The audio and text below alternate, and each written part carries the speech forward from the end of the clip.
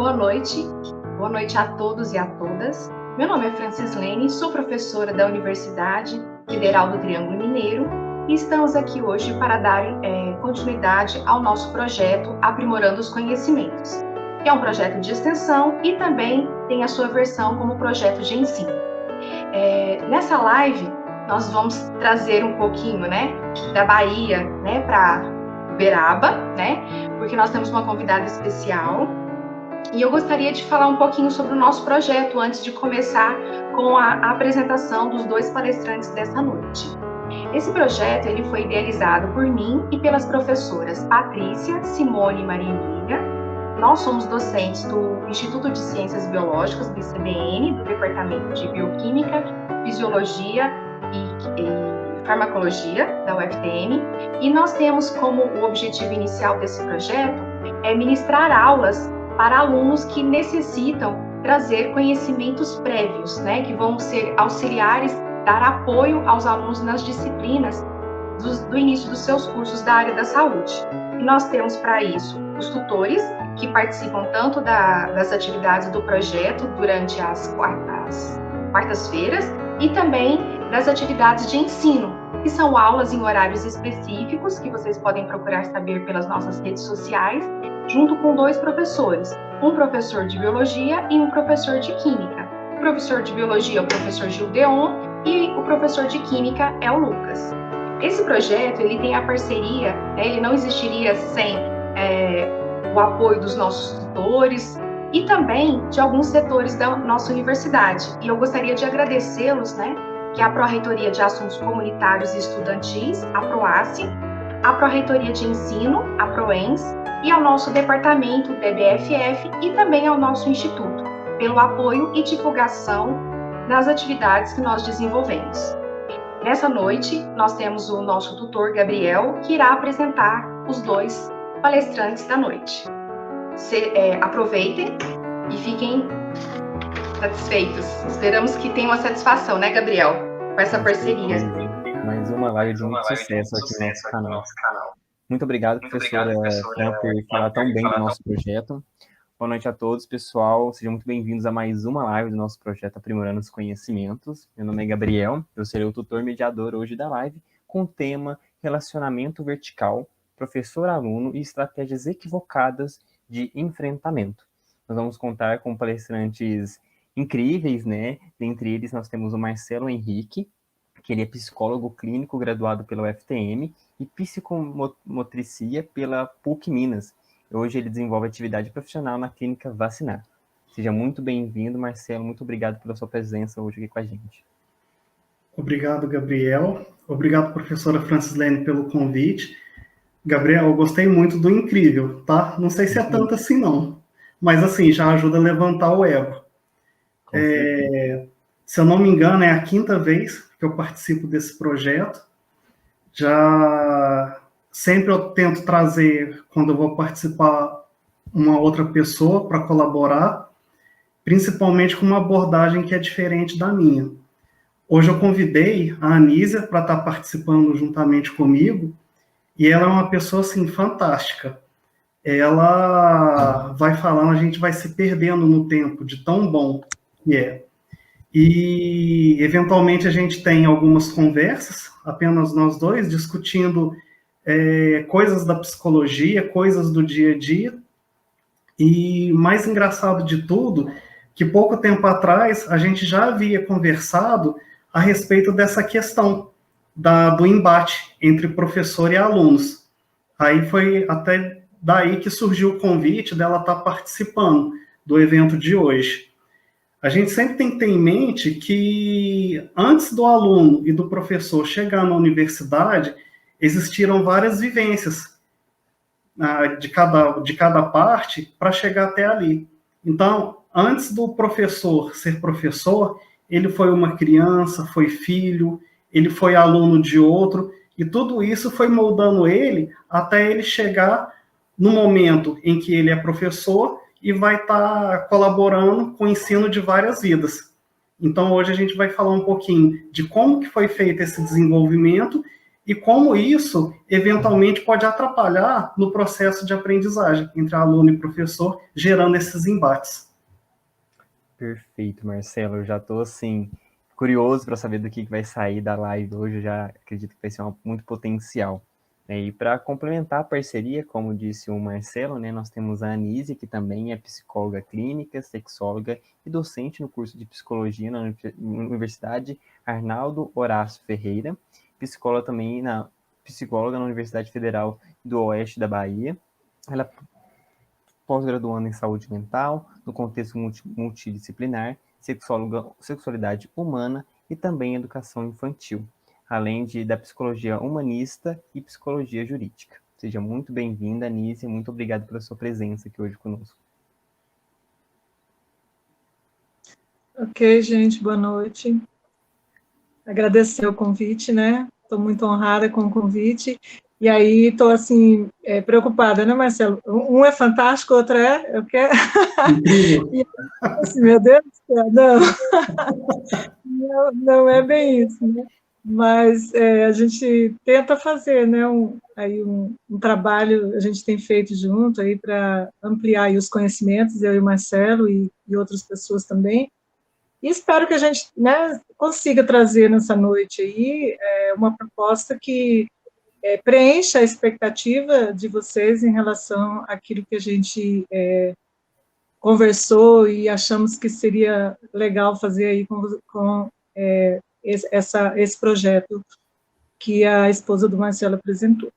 Então, a gente está aí, vamos, né, ver como que nós vamos conduzir aí o assunto e espero que seja, né, que a gente possa trazer algo que acrescente, né? Sempre é lógico, nós estamos trabalhando com pessoas aí com autoconhecimento, mas sempre alguma coisa a gente acrescenta e sempre a gente aprende nesses encontros. Então, essa é a expectativa para hoje. Com certeza, a gente sempre consegue extrair um aprendizado, né, desses momentos. Bom, eu passo a palavra para vocês, tá bom, nesse momento, para que vocês possam fazer a palestra de vocês. Obrigado. Pode passar.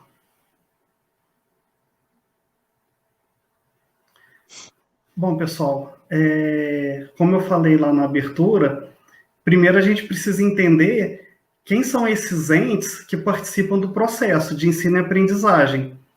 Como eu falei anteriormente, o professor passou por muitas vivências até ele chegar a desempenhar o papel que ele se encontra hoje. A mesma coisa os alunos, tá? O que você acha disso, Anísia? Desse processo, dessa evolução do papel de cada um deles? Então, o interessante disso, né, que você colocou aí, parece uma coisa simples, mas quando a gente está dentro do trabalho como professor, e muitas vezes eu ouvi, porque eu trabalho na psicologia, mas como trabalho como professor também, então eu passo por essa experiência constantemente. E a gente vê, às vezes, o próprio estudante chama a atenção da gente desse detalhe tão pequenininho que parece que passa meio que em branco para a gente, né? Aí eles falam assim, professora, tem professores que esquecem que eles foram alunos. Então, eles tratam a gente de forma como se eles nunca tivessem passado pelo processo de ser aluno, né? Não, eles não usam essa palavra, essas palavras, mas eles dizem isso. Que tratam, assim, o estudante sem aquele olhar para o estudante, para as dificuldades, às vezes, que ele está enfrentando naquele momento, tanto financeiras como pessoais, ou mesmo de estudar num período em que ele trabalha o dia todo, depois ele vai para a aula, depois, às vezes ele chega atrasado, e tem outros questionamentos que os estudantes conhecem. E aí eles falam assim, parece que os professores esquecem que eles foram alunos. E realmente essa proposta que você trouxe inicialmente aí, é essa evolução que a gente precisa observar, porque a relação estudante do aluno e do professor, ele vai estar muito influenciado por esse processo que o professor passou. Porque se ele foi um aluno que sofreu, de alguma forma, às vezes, alguma coisa que ele queira trazer, a gente fala, entre aspas, uma vingança inconsciente, que na psicologia a gente chama, né? e aí ele vai trazer toda essa frustração como aluno para o seu trabalho como professor. Então, uma das razões que nós vamos estar vendo hoje que desencadeia esse processo de problemática entre o professor e o estudante. Porque exatamente as coisas que ficaram mal resolvidas nesse processo vão respingar agora na relação dele com o seu aluno. Então, isso aí, a compreensão de que o professor foi aluno um dia, já ajuda muito quando ele elabora bem isso daí, fala, peraí, eu vou querer sofrer aquilo que eu já sofri, eu vou querer que meu estudante sofra, por quê? Foi bom aquilo? Foi algo que me trouxe crescimento pessoal? Foi algo que me trouxe alegria, que me trouxe felicidade? Não. Então, por que é que eu vou repetir isso, né? Então, essa compreensão de que por trás de cada professor existe um aluno. E talvez seja isso que muitos professores às vezes esquecem, ou por outros motivos ele queira passar por cima dessa situação e como se ele nunca tivesse sido aluno. Então, aí desencadeiam vários problemas, né? Então, aí pensando nisso, pessoal, a gente resolveu também trazer, aliás, resgatar, qual foi o desenvolvimento do papel do professor e do aluno no decorrer da história. Não uma história muito antiga, mas, assim, de certa forma, uma história mais recente. Uns pedacinhos do século passado e desse. Pode passar, Gabriel.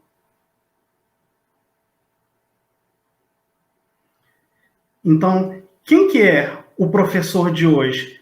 Para a gente entender o professor de hoje, vamos ter que resgatar quem foi o professor do passado, porque o professor do passado, além de ele transmitir o conhecimento, ele vivia numa cultura diferente da nossa e, de certa forma, também ele transmitia uma parte dessa cultura.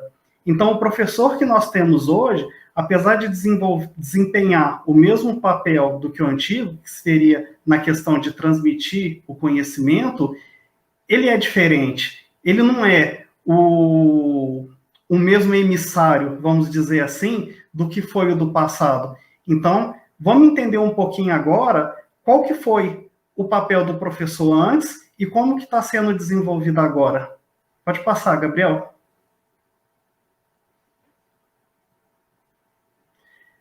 E aí eu trouxe para a gente ter uma ideia como que era no passado, mais especificamente na cidade de Payson, nos Estados Unidos, no ano de 1923. Os professores tinham, as professoras no caso, tinham algumas atribuições. Não se casar, não beber cerveja, nem vinho, nem uísque, não viajar em nenhum carro com qualquer homem, exceto seu irmão ou seu pai, não vestir roupas de cores extravagantes, não tingir o cabelo, usar pelo menos 2 anáguas, não usar vestidos que fiquem mais do que 5 centímetros acima do tornozelo, não usar pó facial, não maquiar e nem pintar os lábios. Então, imagina o quanto que era regrada a vida dessa professora. Se a gente for pensar assim em valorização do professor, não era tanto no passado e agora, muito menos, né? Hoje em dia você percebe assim que professor não vale muito mais quando ele consegue tocar o coração de determinados alunos. Mas, assim, para a sociedade de maneira geral, pouco acrescenta. Não que acrescenta, não é tão valorizado assim.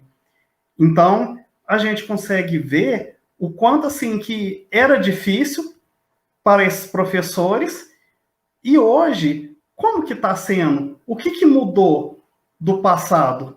O que a gente tem hoje em dia? Pode passar, Gabriel.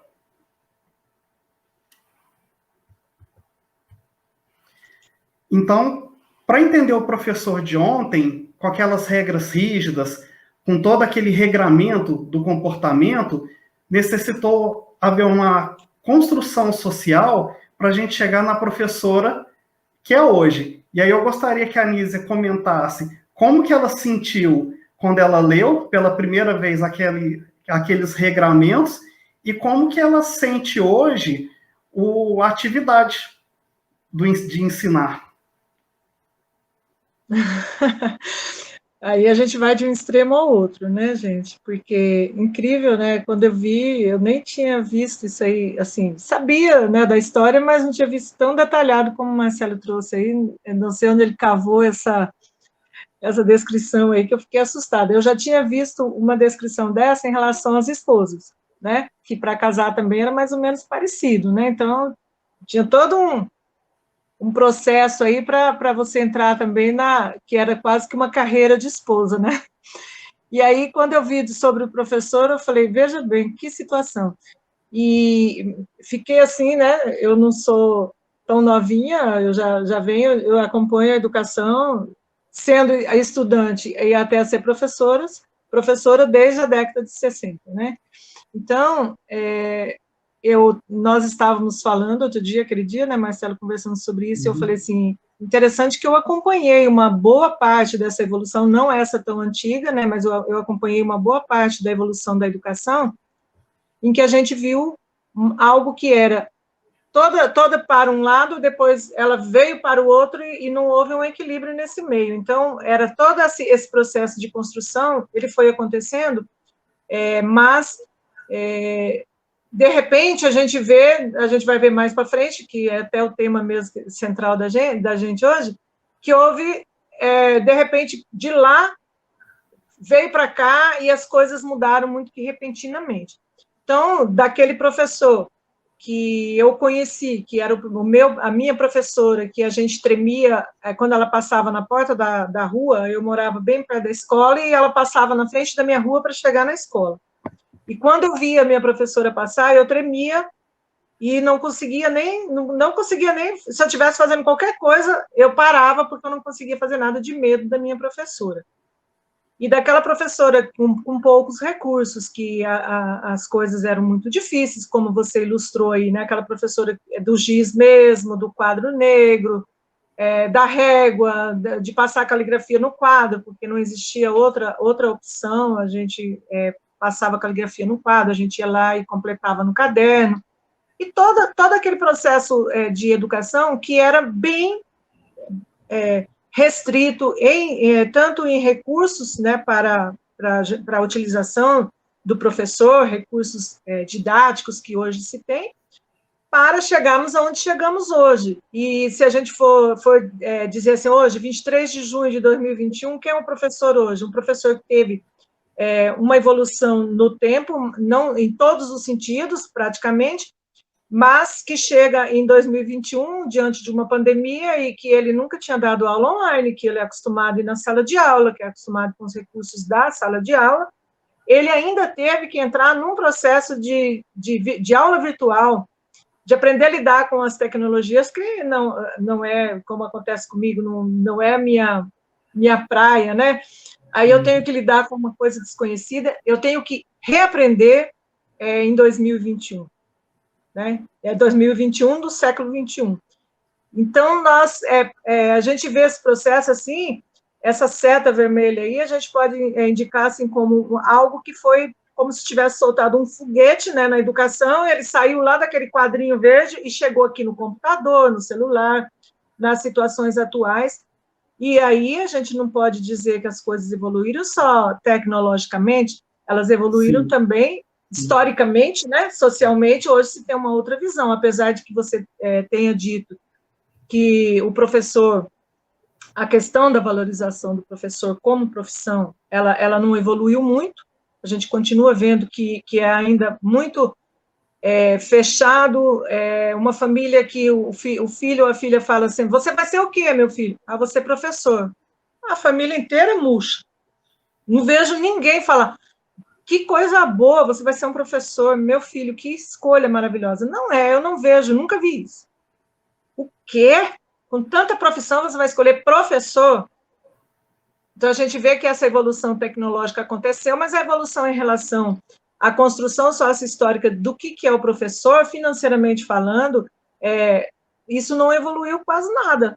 A gente, salário pequeno, só já num nível superior que melhora, mas o professor que trabalha formando toda aquela base da educação brasileira não é valorizado.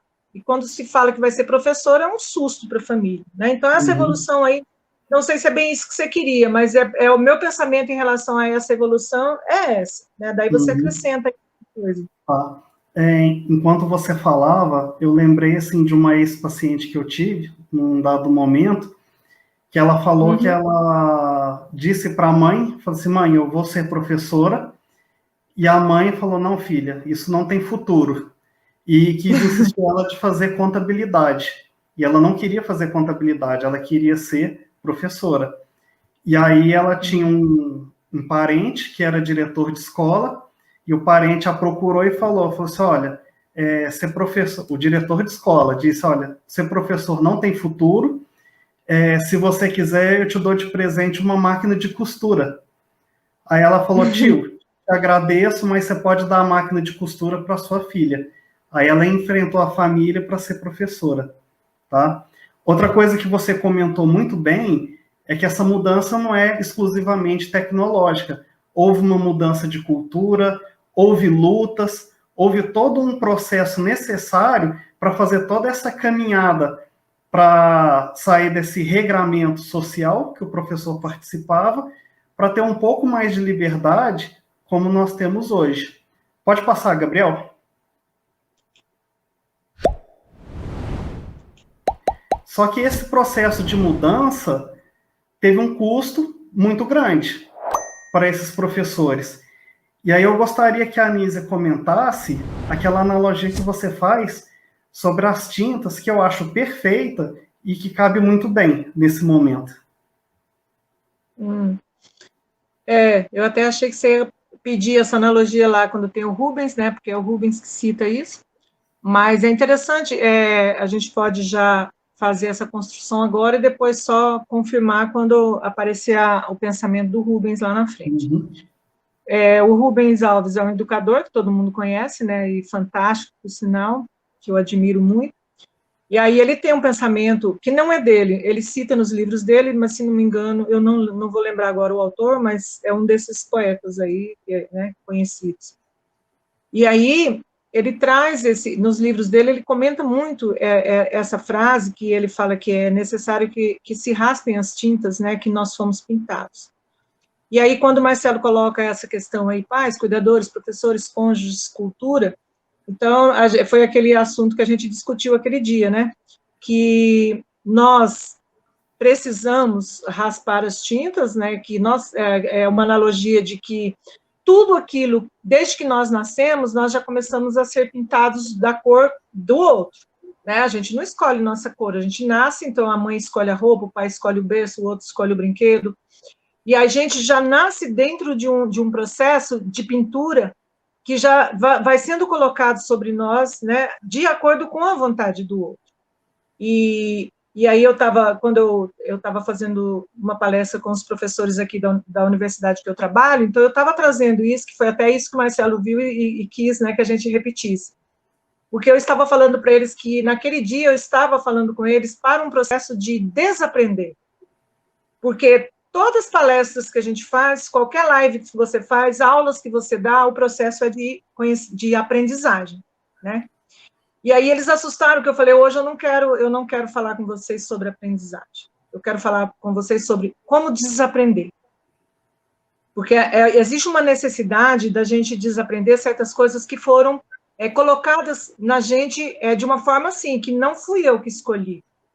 E aí a gente atribui isso às profissões principalmente, né, a escolha de um curso, a escolha de um casamento, a escolha de uma profissão. E aí eu trago essa comparação quando eu falo de uma casa que antigamente, hoje não, hoje tudo é muito moderno, mas antigamente você passava uma tinta numa casa, uma tinta azul. Daqui uns dias você enjoava do azul, não ia lá e tirava essa tinta azul. Você ia lá e passava amarela, agora eu quero que minha casa seja amarela. Aí depois enjoou do amarelo, ia lá e passava marrom. Lá um dia essa casa começava a rachar essas tintas e começava a aparecer a marrom, a azul, a amarela, e aí aquela mistura de cores que você não sabia mais de que cor era aquela casa. E aí essa construção histórica que a gente traz é bem isso. A gente começa a ser pintado, daí a família joga uma tinta sobre nós, depois vem a escola joga outra tinta sobre nós, a sociedade joga, a religião joga, e aí nós vamos sendo construídos, né, pintados com essa tinta, de forma que ainda talvez não seja a nossa tinta própria. E aí o Rubem traz essa questão de que nós precisamos começar a raspar essas tintas, porque se você quer a casa pintada da sua cor, você vai ter que raspar essa tinta e colocar a sua cor, independente se o teu pai vai gostar, se a tua mãe, se o pastor da sua igreja, se o padre, se a escola, seja quem for, ou o seu professor, ou a direção da sua escola queira, mas nós vamos ter que... É um processo de desaprender aquilo que foi colocado para a gente como verdade, como isso é assim e você não tem escolha, ou é assim ou não é, você sai da jogada, e essas camadas de tintas que foram jogadas sobre nós, elas pesam sobre o nosso processo de individuação, que chama, né, que o Jung fala. Quem sou eu nisso tudo? Qual é a minha cor? Como eu me sinto diante desse colorido que está aqui, mas que não fui eu que escolhi? De repente, nenhuma das coisas que foram colocando em mim era a minha cor predileta. Pode ser que uma delas, né? Diga, Marcelo. Não, e assim, isso é muito bom que você falou, porque às vezes não deixa aparecer o indivíduo, ele fica todo coberto por essas cores, por tudo que foi passado para ele no decorrer dos tempos. Então ele vai ter essa dificuldade de retirar tudo isso e ele poder aparecer, né? Então, assim, no decorrer da história, pais, cuidadores, professores, eventualmente cônjuges e a própria cultura participaram nesse processo de pinturas no decorrer da história desse indivíduo. E para ele fica muito difícil, às vezes, lidar com tudo isso. Pode passar o slide, Gabriel.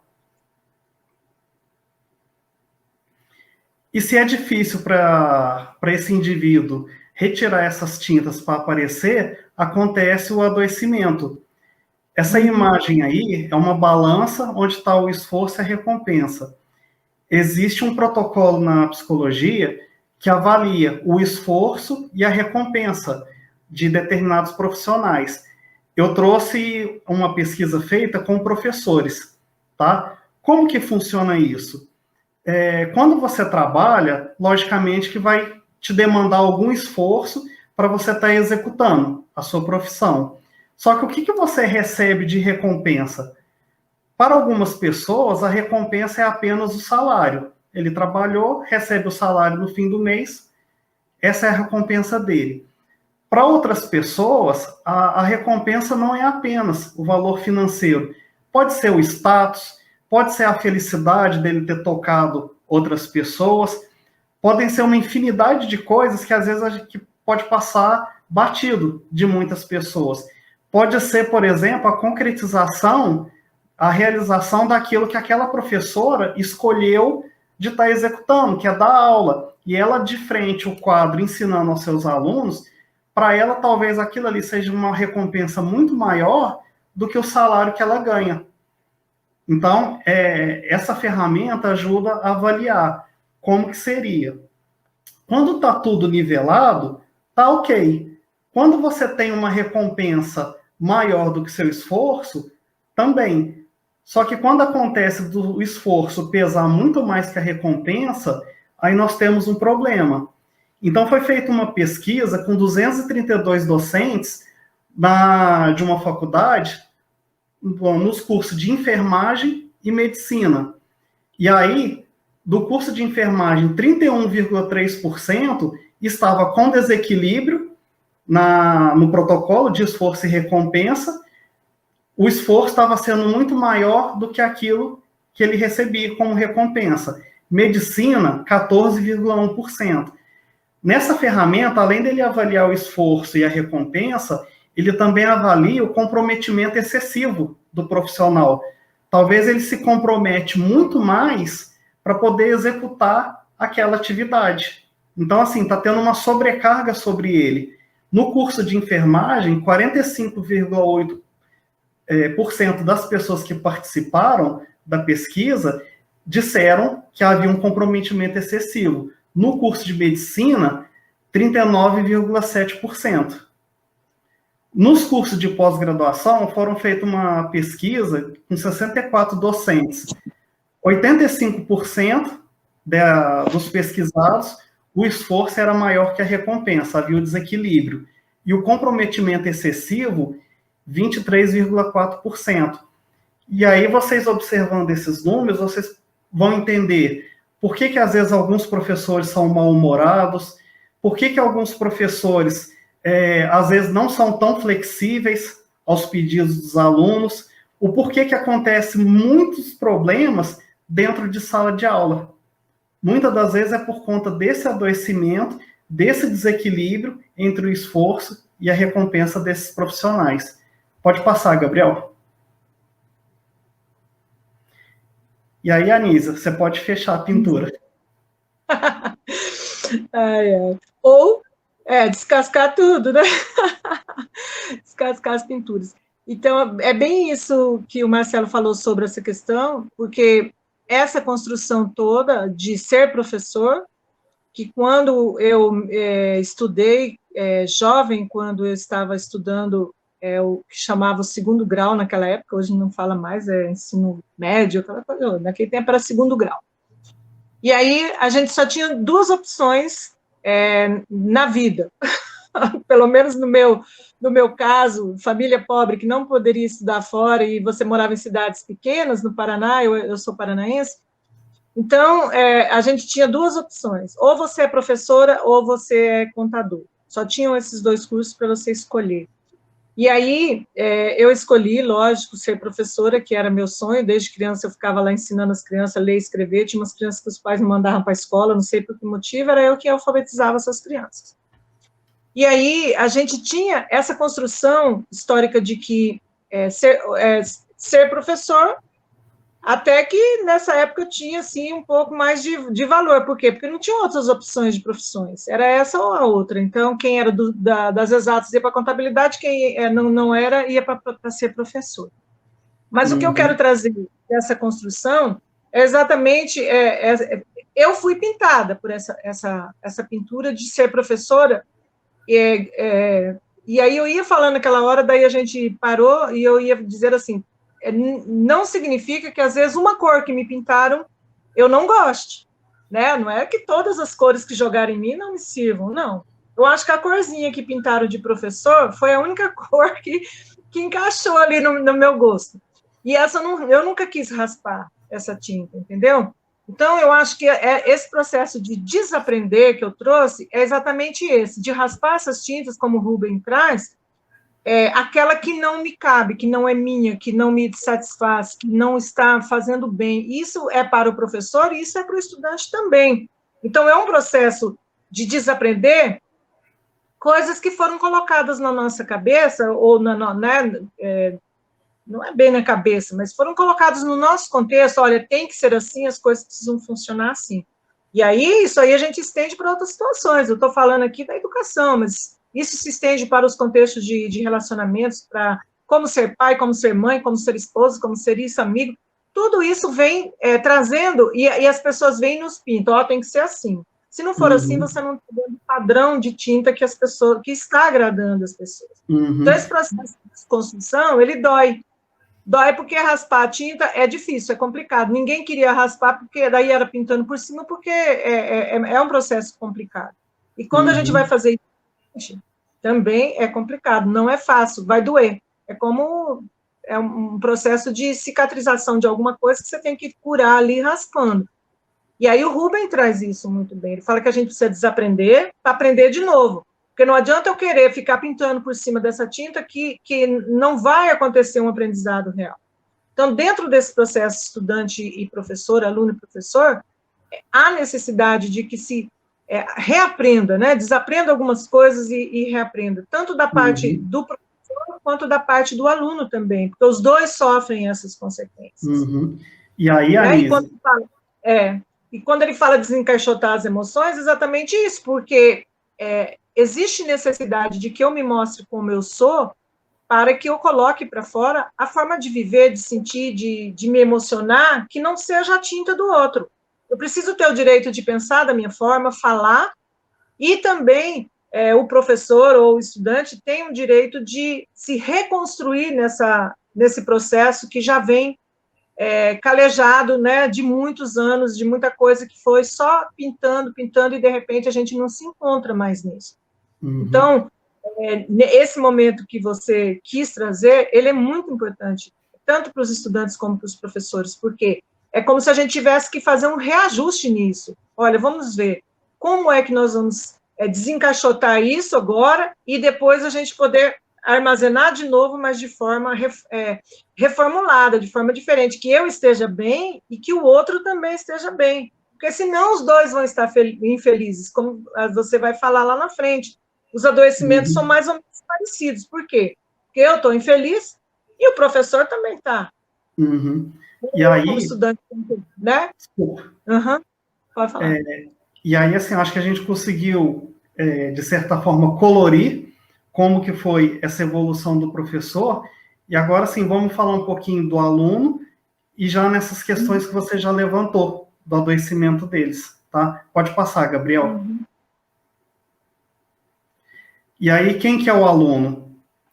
O passado seria mais ou menos igual a Anísia já falou do professor. É o tempo todo alguém tentando nos colorir, tá? Todo mundo tentando deixar a sua marca em nós. Falando em nós como se fosse o aluno.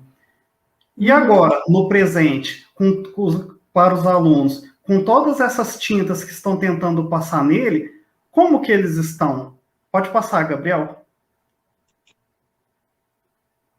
Então, assim, o aluno está em processo de pintura.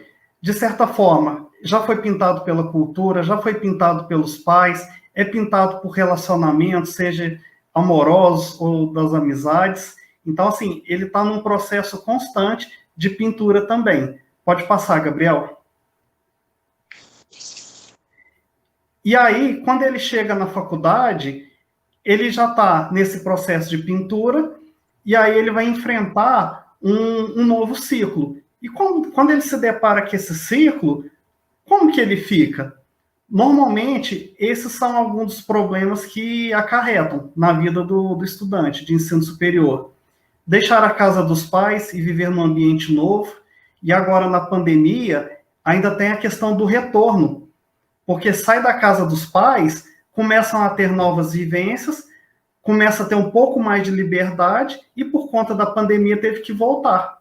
Então, o que era dificuldade de sair, se torna uma nova dificuldade ao voltar, e ter que, entre aspas, respeitar todas aquelas regras de dentro de casa. Dar resposta às expectativas próprias às dos pais, gerir trabalho, estudos, responsabilidades domésticas e familiares, manter relacionamentos à distância com pessoas significativas, problemas relacionais e necessidade de integração no grupo de pares, maior conscientização da própria identidade e orientação sexual, preocupação em terminar o curso e arrumar emprego. Tipo assim, eu estou um tempão aqui estudando, eu já preciso ter o resultado de todo aquele esforço que eu tive, né? Partilhar a casa com novas pessoas, problemas financeiros, competição entre pares, privação de sono, preconceito ético e subcultural, dificuldades em organizar o tempo de estudos e principalmente agora com essas aulas remotas, porque antes era só ir na faculdade, assistir a aula, praticamente assim, já estava livre. Agora tem os horários das aulas síncronas e ainda tem que ver os vídeos das aulas assíncronas. Então, precisa se organizar para poder cumprir todos esses objetivos. E muitos não dão conta de resolver todas essas demandas que estão agora nesse slide. E aí começa a ter os problemas do lado do aluno. Então, os professores têm as cobranças e os problemas do lado dele, e os alunos têm as suas demandas pessoais e ter que lidar com todas essas situações. Pode passar, Gabriel.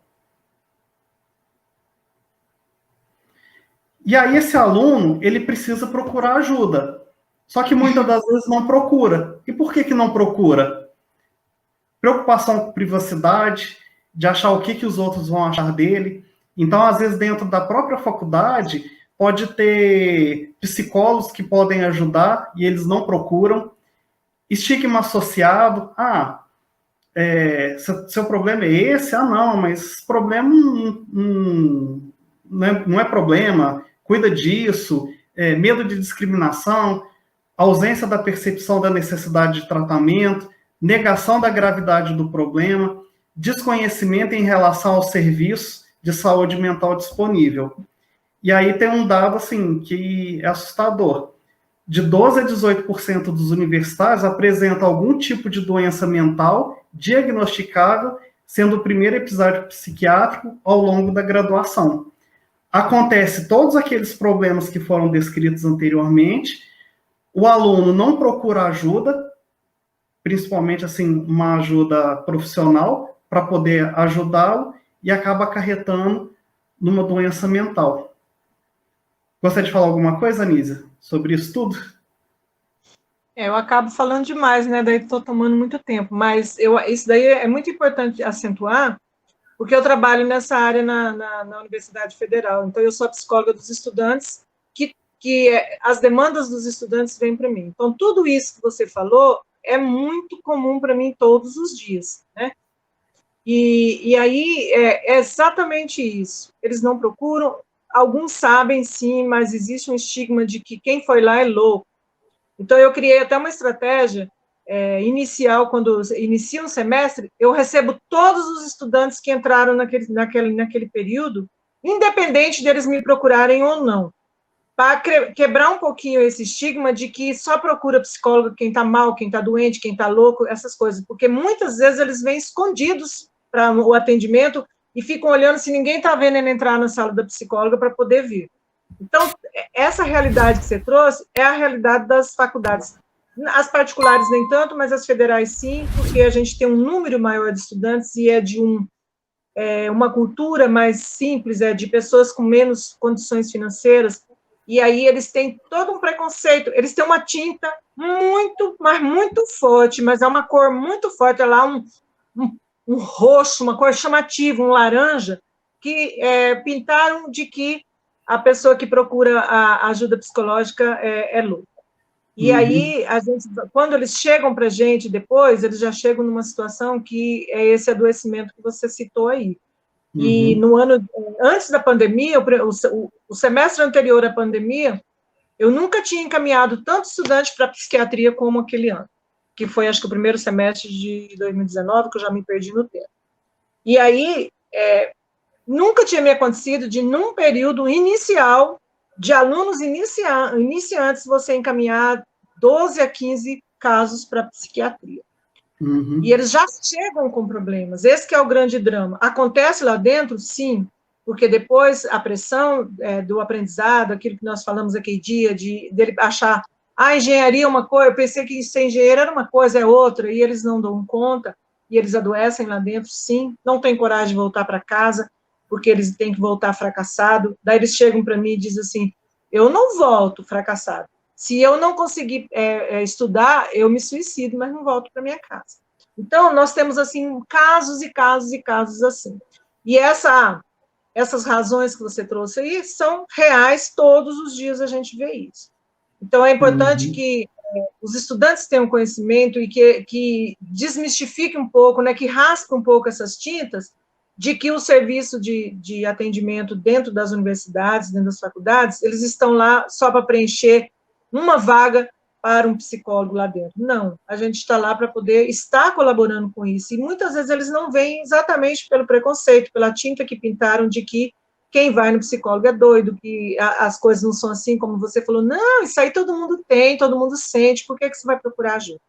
Então, é muito sério essa questão, esses 2 slides aí, que você mostrou agora, eles seriam razão para uma live só sobre isso, só sobre essa questão do estudante não procurar ajuda e quais as razões que ele deveria procurar e não procura às vezes, né? E quando você falou doido, lembra os rótulos, né? E aí, Gabriel, passa o próximo. E aí nós chegamos nesse slide, que é a questão dos rótulos e do afeto.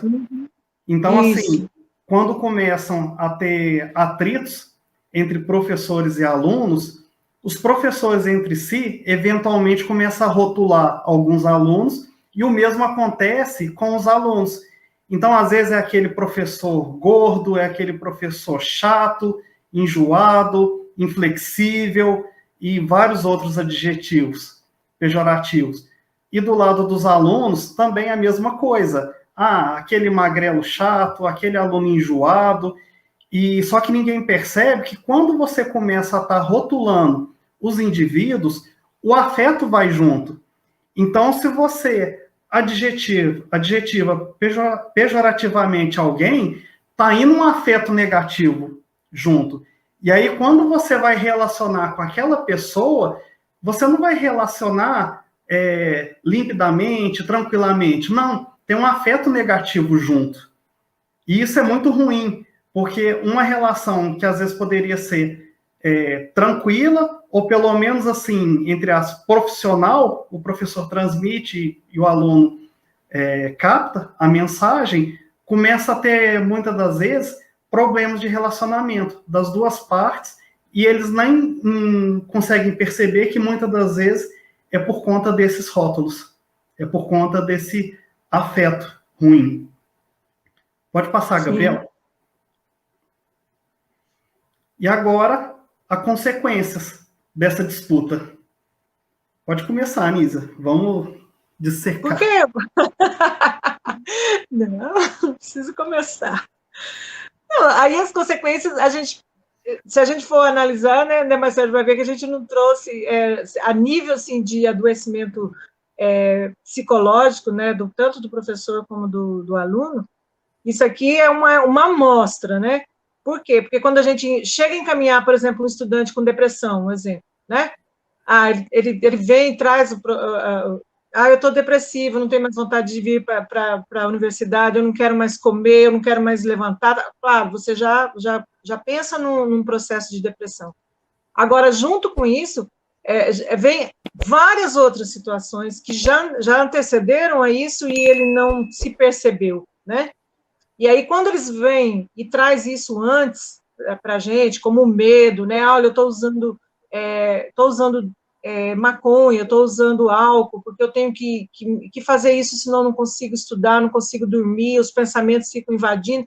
Então, quando você vai ver, é um bloco, né? Tudo isso aí já está lá da situação que ele trouxe, quando ele vem é porque ele já não aguenta mais. Mas aí ele já vinha passando por um processo de adoecimento que anteriormente a gente falou, ele não procurou ajuda porque iam pensar o que dele? Que ele é fraco, que ele não dá conta, o outro dá, e porque ele está assim, e ele vai guardando, e ele vai segurando isso para ele. E aí, quando a gente entra, como eu falo, eu tomo muito tempo, então eu vou resumir tudo isso aqui que vocês estão vendo aí no slide, que vocês viram que ficou bem assim, quase tudo se repete lá, no professor e no aluno, fica uma coisa meio que equilibrada. Então, eu digo assim, os dois sofrem. Agora, essa relação, às vezes, do professor, que já foi aluno, que poderia ter um pouquinho mais de compreensão com o aluno, né, porque ele já sofreu, é um caminho que ele já percorreu, muitas vezes a gente não encontra, isso eu estou falando de mim, do meu trabalho, que a gente vê a queixa do aluno, de que o professor não tem esse olhar de que ele já passou por aquilo. Ou ele está também num processo de adoecimento que ele não consegue também lidar com isso. E aí, o que acontece? Vai ficar aí, ó, esse estresse, ansiedade, depressão, uso do álcool, uso da maconha, tentativas de suicídio, não temos muito a nível de professor, mas a nível de aluno é muito grande. Aí, quando eu pego, assim, os pontos que convergem aí, né, que ficam, né, chegam juntos de professor e estudante, você vai ver que o estresse, a ansiedade e a depressão, ela vai acompanhando todos.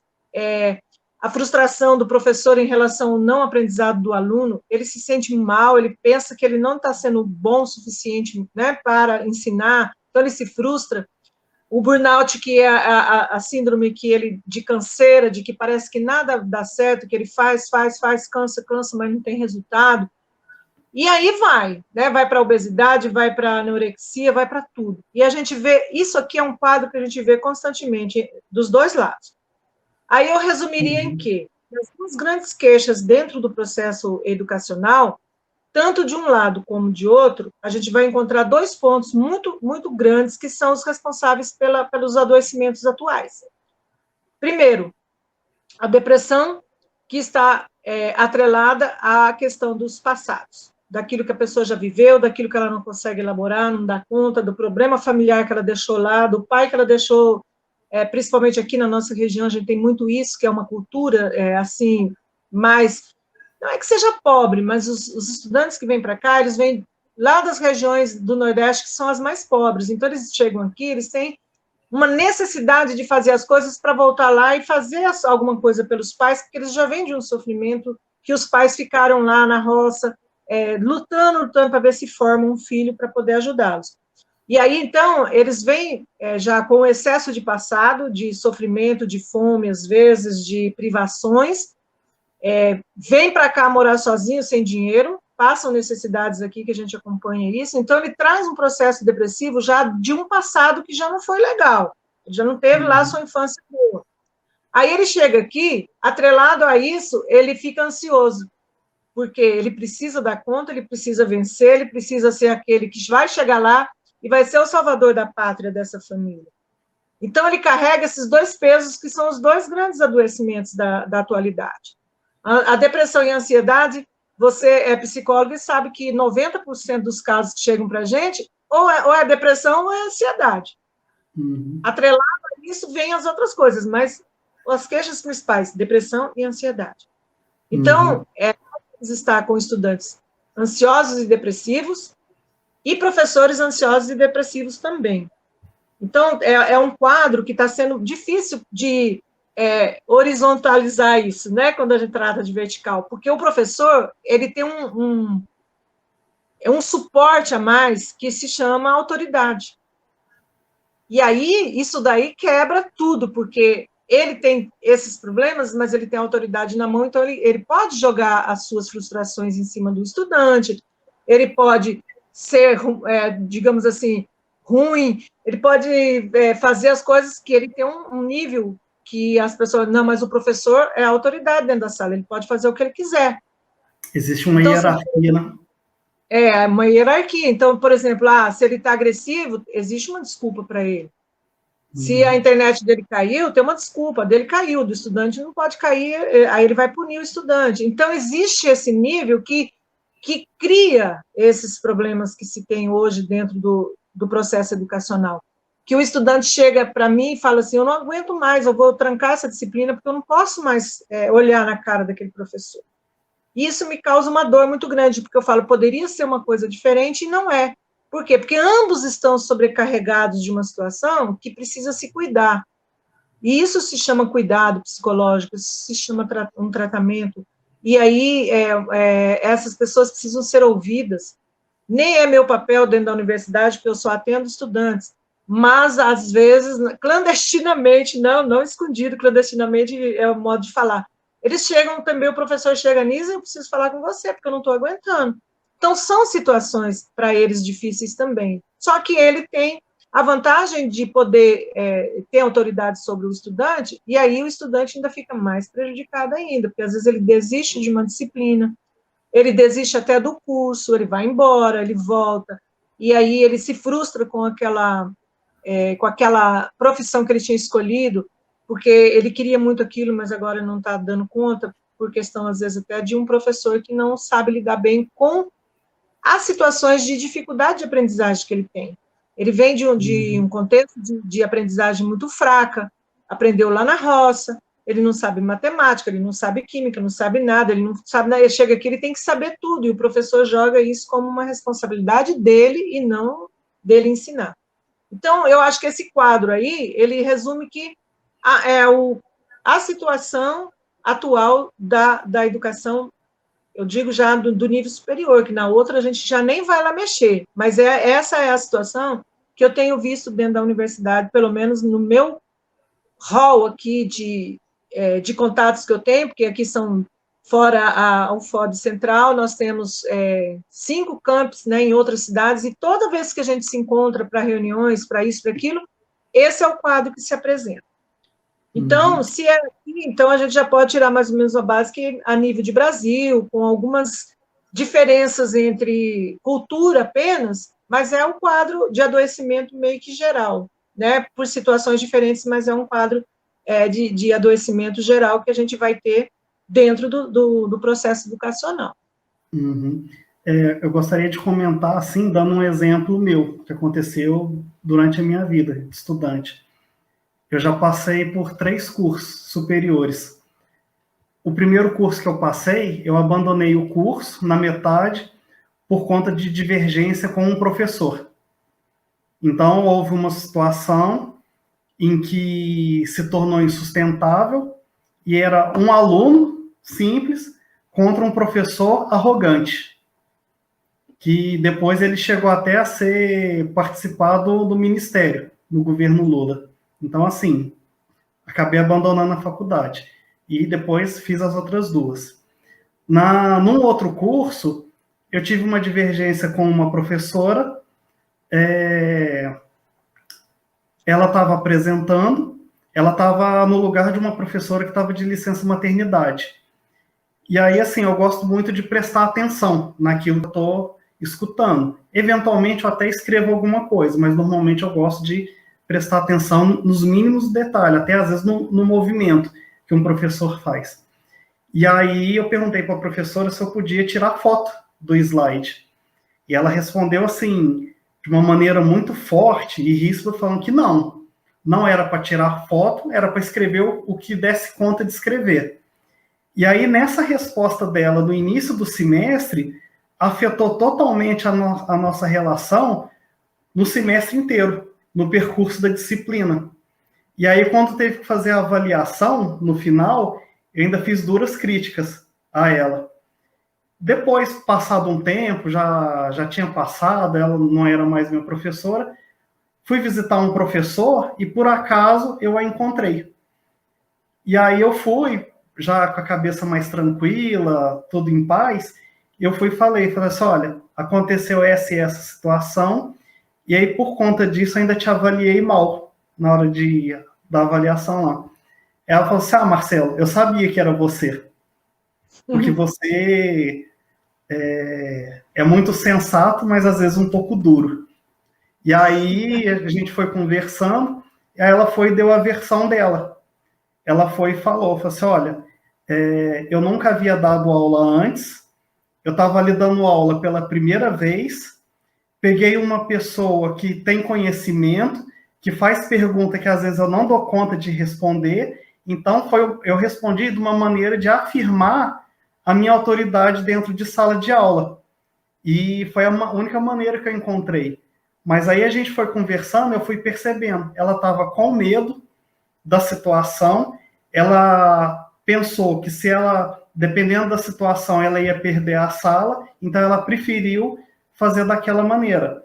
E ela não deixou tirar foto porque o material não era dela, foi produzido por outro professor. E ela não se sentia no direito de disponibilizar. Então, assim, foi tudo isso que aconteceu. Então, assim, o medo, às vezes, frustração, defectividade da parte dela, ela me deu uma resposta dura e esse afeto que teve na relação atrapalhou boa parte do nosso relacionamento durante o curso.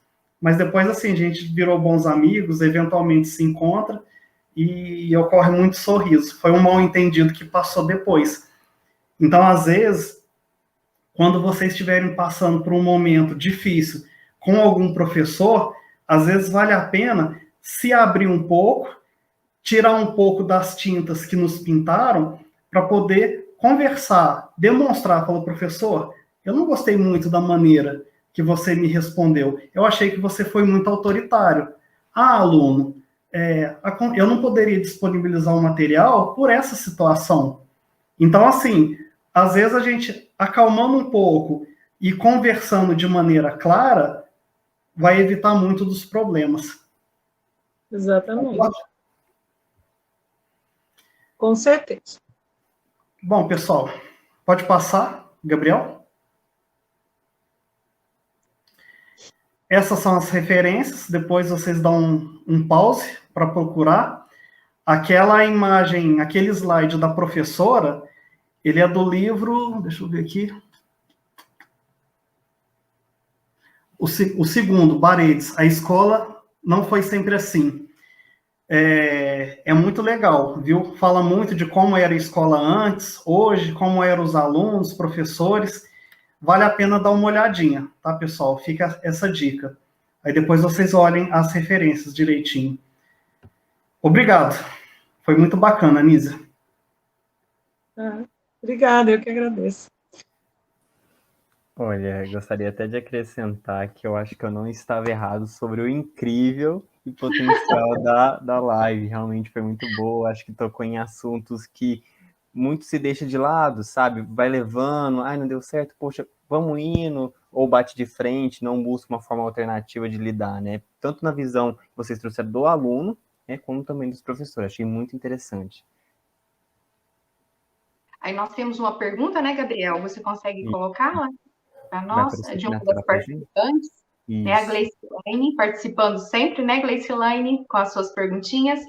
Para vocês, nos dias atuais, além do domínio da nova tecnologia, quais são as maiores dificuldades enfrentadas? Eu acredito que podemos responder tanto pelo docente quanto pelo aluno. O que vocês acreditam? Então, a Anísia vai falar, mas, assim, da minha parte, eu acredito que, assim, muitas das dificuldades que nós temos também são emocionais. Então, é muito difícil a gente estar lidando com determinadas situações. Então, por exemplo, igual agora a gente está no momento de pandemia, a gente está tentando estudar em casa, e aí em casa a gente não tem um local adequado, porque às vezes você está estudando, tem cachorro latindo, tem menino gritando, tem às vezes pai e mãe achando assim que só porque você está em casa você tem que atender às demandas deles. Tem que Então, limpar assim, a casa. Tem alunas minhas que falam que não vão assistir minha aula síncrona porque estão limpando a casa, né? E aí acontecem alguns problemas, por exemplo, igual a Anísia comentou, eventualmente a internet cai, não é culpa do aluno, caiu, vai fazer o quê? E aí isso vai despertando uma ansiedade, porque ele quer participar, mas algo físico impede. Uhum. Gostaria de falar mais alguma coisa, Anísia? Então, aí você falou da dificuldade em tempos de pandemia, né? Então, são essas. Agora, eu queria falar assim, um pouquinho das dificuldades, como professora, e quem é professora aí já sabe disso, que uma das grandes dificuldades hoje para a gente trabalhar, eu olho isso pelos dois lados, porque eu olho pelo aluno e eu olho pelo professor. Porque eu atendo os alunos e eu recebo as queixas dos alunos, e depois eu, como professora, daí vou lá receber as queixas de professor. E eu tenho encarado, assim, como uma grande dificuldade hoje, dentro do processo educacional, principalmente do nível superior, é o desinteresse do estudante, da parte do professor. Eu acho isso aí muito... a gente precisa se desmontar e montar, e pintar e repintar, para que a gente seja um professor que consiga trazer a atenção desse aluno. Então, o que existe? Existe uma questão, assim, de que o aluno, às vezes, está fazendo um curso que ele não queria. Pintaram, né? Não, você vai ser médico, você vai ser advogado, você vai ser... Ele já está com uma tinta que não é dele.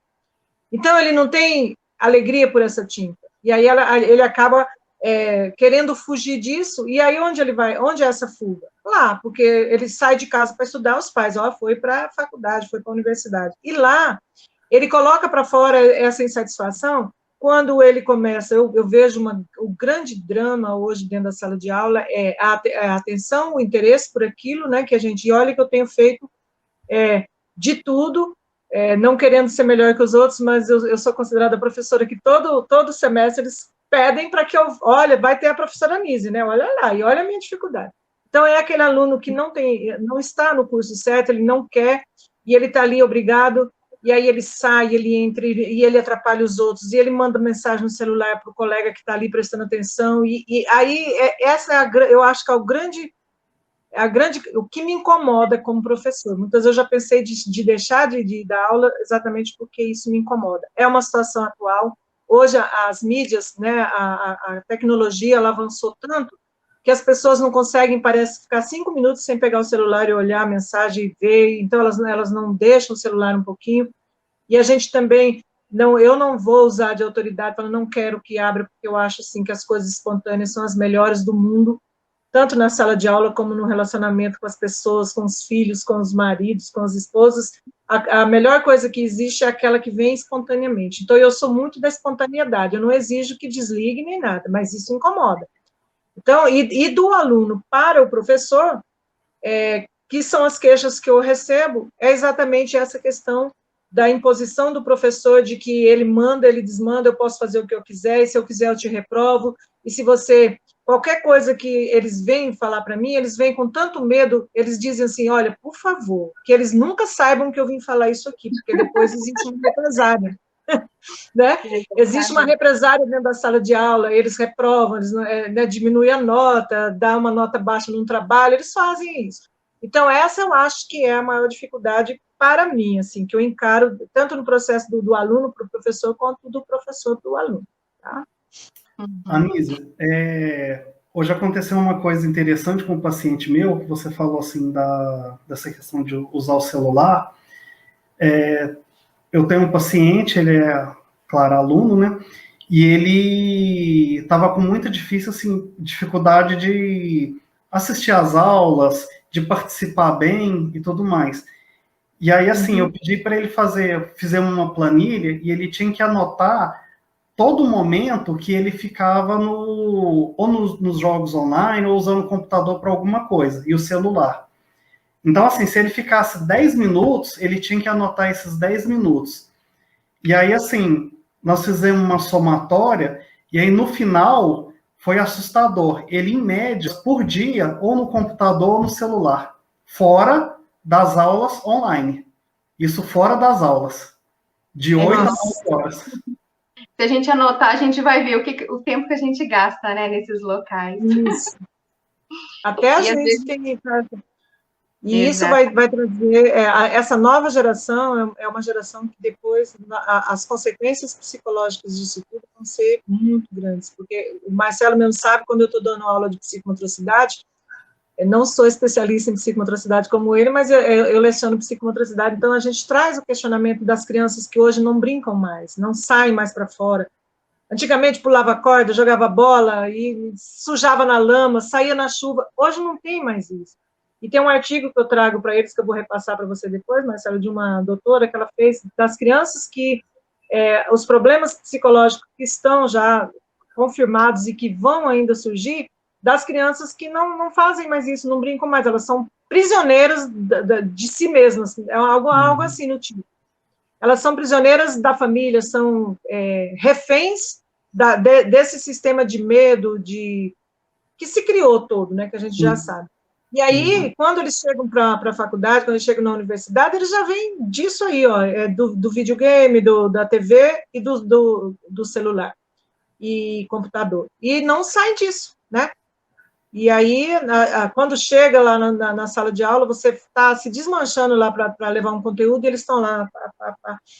E isso frustra, é aquilo que estava ali, né, que nós trouxemos ali no quadro de adoecimentos do professor. A frustração, ela é muito grande para o professor. Você imagina aquele professor que às vezes já não é muito agradável, né, que todo mundo já corre dele. Aí ele chega, aí acabou, ninguém presta atenção. E ele fica ali dando aula sozinho. É triste. E o pior da mídia, dentro dessa questão que o Marcelo estava colocando dos rótulos pejorativos, né? Então, às vezes, o professor já ganhou um rótulo por outras turmas, aí o aluno nem conhece o professor, às vezes o rótulo é da disciplina, às vezes não é de um docente em particular, né? E o aluno já tem uma aversão. Então, ele cria aquele medo, receio, às vezes é um aluno bom que sabe fazer perguntas, mas não tem coragem de fazer a pergunta. Então, ele está sendo o mais prejudicado nessa relação, né? No processo de ensino-aprendizagem. Uma das alunas, a Laís, ela mostrou uma estratégia que ela tem para controlar esse tempo dela, né, nas redes sociais. Ela instalou um aplicativo para fazer esse controle, né? Para otimizar o tempo que ela tem para não se perder, porque a gente se perde se a gente não tiver esse autocontrole, né? Isso, ótimo. Nem sabia que tinha esse aplicativo, deve ser ótimo. E aí, que a França trouxe é muito importante, sabe por quê? Porque eu lido com isso daí constantemente. Tem professores que já têm aquela fama, né? Aí, quando chegam os novatos, gente, é uma coisa incrível. Ela falou, ela bateu bem no ponto. Chega um aluno novato, ele vem e fala assim, ai, meu Deus, e aquele professor tal? Eu falo, o que que tem o professor? Me falaram que ele é o demônio, que ninguém passa com ele, que não sei o quê. Olha, quando ele vai para a sala de aula, ele já vai esperando o pior daquele professor. E aí se desconstrói demais, é um negócio assim. Claro que muitos professores são assim mesmo, mas aí você também não pode, você já chega, a pessoa nem conheceu, já vai lá com essa imagem. Então, ele já cria um bloqueio, né? Já pintaram o coitado do professor, já pintaram o professor de todas as tintas, e aí, quando ele já vai morrendo de medo, não tem coragem, como você falou, de fazer uma pergunta, de ampliar o conhecimento dele, porque ele acha que vai chamar atenção na frente dos outros, vai humilhar, vai falar, você é burro, não entendeu? E aí ele fica calado e não aprende. Então, esses são, assim, os grandes dramas atuais que a gente está enfrentando, são esses, né? Exatamente. Nós gostaríamos de agradecer a brilhante palestra de vocês, né? A sua contribuição, Anísia, a sua contribuição, Marcelo. Muitos elogios aí no chat para a palestra, pelos pontos que vocês tocaram, é uma coisa assim que faz parte da nossa rotina enquanto docente, né? Enquanto aluno, né, Gabriel? A gente vai observando aí essa relação ensino, né, professor-aluno, vertical, horizontal. Alguns professores, né, conseguem fazer uma horizontalização aí dessa relação, né, mais humanística, mais flexível, mais aberta com o aluno, com decisões, assim, mais democráticas, né, ali naquela turma, né, uma sala de aula, mas a gente ainda está dependendo também de uma gestão, né. Então, a gestão também dificulta um pouco a ação do docente, ele não consegue tomar tantas decisões que pudessem, né, melhorar o aprendizado e a relação, porque ele tem todo um conteúdo para cumprir, uma carga horária para cumprir, horários, maneiras, né, que são às vezes meio pré-determinadas. Então, é um sistema educacional que também, vamos dizer assim, reforça essa verticalização que vocês tocaram. É uma tinta, né? É uma tinta. Tá difícil descascar. Muito obrigada, Marcelo. Muito obrigada, Anísia. Quem sabe numa próxima oportunidade você, né, venha novamente, né, no projeto. A gente faz um projeto semestral. Tá? Então, como você colocou ali, tinha uns 2 slides que já era tema de uma palestra. Então, já fica aí um convite, né, para um próximo momento vocês retornarem. Muito obrigada. E obrigada pelo convite. Pessoal. Querem falar mais alguma coisa, Marcelo, Anísia? Gostaria de agradecer mais uma oportunidade e gostaria de falar para todo mundo assim que está assistindo, de às vezes se sentir um pouco de dificuldade, sentir que às vezes tem algum problema, procurar ajuda, não deixar para depois, que às vezes o depois pode ser um pouco mais difícil de estar resolvendo a situação. Então, sentiu a dificuldade, não pensa 2 vezes, procura. Um recadinho aí. A gente volta, por favor. Eu também gostaria de falar, assim, agradecer. Eu tive um dia, assim, hoje foi um dia muito feliz para mim, porque foi incrível, parece, assim, que coincidiu. Eu ia falar sobre a questão do professor, da educação aqui, e a gente fica meio, assim, né, numa responsabilidade muito grande de falar, e aí parece que falou assim, não, Anísia, hoje você vai ter uma notícia tão boa em relação a ser professor, que vai, assim, vai atenuar o seu dia, né? E aí, 33 anos atrás, eu lecionava para crianças pequenininhas, alfabetização, 1988. E hoje, por incrível, meu filho encontrou uma foto da primeira formatura desses alunos meus e postou no Facebook. E aí, uma das alunas, e aí eu já não preciso dizer que eu chorei muito, uma das alunas que está na fotozinha ali, desse tamanhinho, ela e a irmãzinha, elas eram as 2 na mesma sala. Me mandaram uma mensagem, 2 mensagens assim no WhatsApp que eu chorei, sabe? Eu poderia até mandado para o Marcelo para colocar, mas aí eu não lembrei disso. Mas eu lembrei que uma delas tinha uma deficiência na fala, ela tinha a linguinha enrolada, ela não conseguia falar. Ela estava fazendo tratamento, cirurgia, tudo, mas não falava ainda. E a mãe esperou que a mais velha esperasse essa chegar na idade de entrar na escola, para colocar as 2 na mesma sala, para que a irmãzinha ajudasse a outra porque ela não falava. E ela me mandou uma mensagem assim, eu só lembro de uma frase assim que ela falou assim para mim: a senhora marcou a vida da gente de tal forma que toda vez que a gente fala num professor, é o nome da senhora que vem. A gente não consegue falar de outro professor na vida da gente. Elas já fizeram curso superior, já são mães, já são casadas. Falou em educação, falou em professor, o nome aqui em casa é o seu. E isso me emocionou muito. Eu chorei muito de ouvir essa mensagem. E eu pensei, nossa, isso daí me arrepiei, porque eu falei, casou direitinho com aquilo que a gente quis, né, Marcelo, trazer essa proposta educacional que precisa ser diferente. Então, quando eu digo para a professora, eu digo, marque a vida do seu aluno, seja a idade que for. Mestrado, doutorado, alfabetização, marque a vida do seu aluno. E se você for aluno, marque a vida do seu professor. Ah, que lindo! Tá? Um beijo, gente. Obrigada pela oportunidade. Obrigado, pessoal. Para mim é uma honra estar aqui com vocês. Tá? Obrigada. Boa noite também, eu vou me despedindo, né, Gabriel? Você vai passar alguns informes, eu agradeço a todos pela presença, tá? E não se esqueçam de curtir o nosso canal, seguir nós nas redes sociais, tá bom? Um abraço, boa noite.